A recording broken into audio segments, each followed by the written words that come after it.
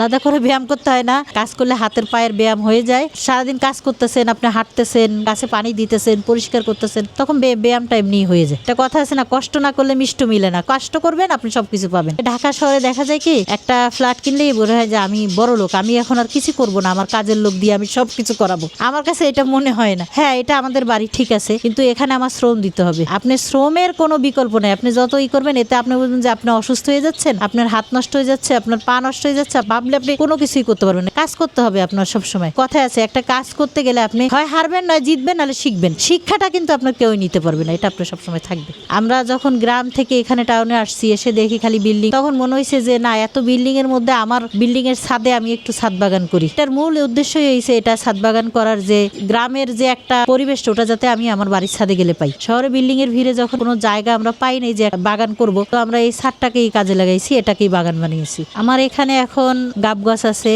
আপনার জামরুল গাছ আছে, জাম গাছ আছে, তারপরে লেবু গাছ আছে, দেশি লেবু, কাগজি যেটাকে বলে। সবজি অনেক কিছুই আছে, মিষ্টি কুমড়া গাছ, পুঁইশাক, লাউ গাছ, নিচে থেকে কলা গাছ আছে, আম গাছ, পেঁপে গাছ আছে, খেজুর গাছ আছে। আম পাই প্রতি বছর 40 কেজি 45 কেজি এরকমও হয়েছে। এখানে আপনার ফজলি আম আছে, হাড়িভাঙ্গা আছে, আমরুপালি আছে। কলপ করা গাছ, ছাদে তো কলপ গাছ ছাড়া আপনি ছাদে যদি ডিরেক্টলি বিচি দিয়ে যে গাছটাই করেন, ওইটা হতে চায় না, ওটা অনেক সময় লাগে, এটা বিশাল বড় হয়। এগুলো আলাদা করাই কলবের গাছই ছাদে লাগায়, ছাদে কলবের গাছটাই ভালো হয়। আমিও কিছু লাগাইছি, আমার শ্বশুরও লাগিয়েছে। আমরা নিজেরা খাই না, আমাদের আত্মীয় স্বজন আছে, সবাইকে দিয়ে খাই আমরা, যেহেতু ছাদের বাগানের ফল একা তো খাওয়া যায় না। আমাদের অনেক ফ্যামিলি মেম্বার আছে, আত্মীয় স্বজন, যখন গাছে ফল হয় আমরা সবাই মিলেই খাই। কোনো একটা উৎসব করা হলে আমরা এই ছাদে এসে সবাই মিলেই করি মজা।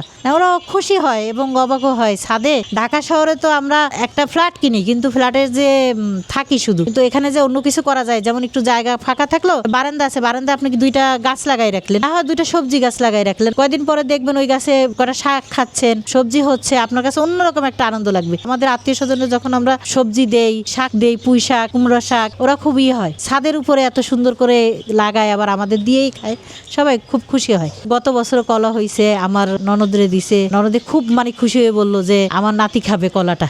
ওটা শুনেই একটা মজা লাগছে যে এটা কোনো ফরমালিন নাই, ফরমালিন মুক্ত কলা, আমার নাতি খাবে সুন্দরভাবে। আবার পেঁপে হয়েছে, আমার শ্বশুর বলতেছে যে আব্বা আমার নাতিরও দিয়েন, আমার নাতি খাবে ও ফরমালিন ছাড়া। এটা বাজারে তো আপনি এখন বিশ্বাস করে কোন ফলটা খাবেন, যেটা খাবেন সেটার মধ্যে কিছু না কিছু থাকবেই। এটা তো একদম ফরমালিন মুক্ত এবং জৈব সার দিয়ে করা, কোনো অন্য কোনো দেওয়া না যে এটাতে ক্ষতি হবে, এরকম ক্ষতিকর কিছু দেওয়া না। অর্ধেকটাই মিটে। এখানে যে শাকসবজি হয়, যেমন আলু শাক, মিষ্টি আলুও খেতে পারি আমরা, আবার মিষ্টি আলু শাকও খেতে পারি। পুঁই শাকটা হয়, কুমড়া শাক, কুমড়াও হয়। এবার এক একটা গাছে প্রায় আমাদের 17টা 18টা করে পেঁপে হয়েছে। তো পরিমাণ পেঁপে মাশাআল্লাহ হয়েছে যে আমাদের কিনতে হয় না, আমরা গাছের পেঁপে খেয়েছি। ছাদে তো পাতা পরে বেশি, পাতা পুরানো হয়, আমার হাজবেন্ড পরিষ্কার করে, ঝাড়ু দেয়, গাছের গোড়া পরিষ্কার করা, পানি দেওয়া, সবাই মিলেই করি। হ্যাঁ, অনেকেই করছে আমাদের বাগান দেখে। আমাদের এই বাগান দেখে আবার আমার ফোন করে জিজ্ঞেস করে, ভাবি আপনাদের গাছে কি দেন, কি দেন, এত সুন্দর ফল হয়। তখন আমি তাদেরকে পরামর্শ দিই যে যার যতটুকু জায়গা আছে, কেউ যদি বলে আমার বেলকনি আছে, হ্যাঁ বেলকনিতে 2টা গাছ লাগান। আমরা যেমন গ্রামে এসে মাটিতে একটা গাছ লাগাই দিই, পানি দেওয়ারও মনে করি না যেটা পানি দিতে হবে, এমনিই হয়। কিন্তু ছাদের বাগানে আপনার প্রতিদিন পানি দিতে হবে। প্রথম কাজ হয়েছে এটা, 6 মাস পর পরে জৈব সার দিয়ে মাটিটাকে মিলিয়ে দিতে হয় চারপাশে, আবার চারপাশে গর্ত করে দিতে হয় যাতে পানিটা নিচে জমে না থাকে। ছাদ বাগান করার পরে মনে হয় যে অনেক সহজ, কিন্তু কিছুতেই কষ্ট আছে। মাটিগুলোকে প্রতি 6 মাস পরে পরে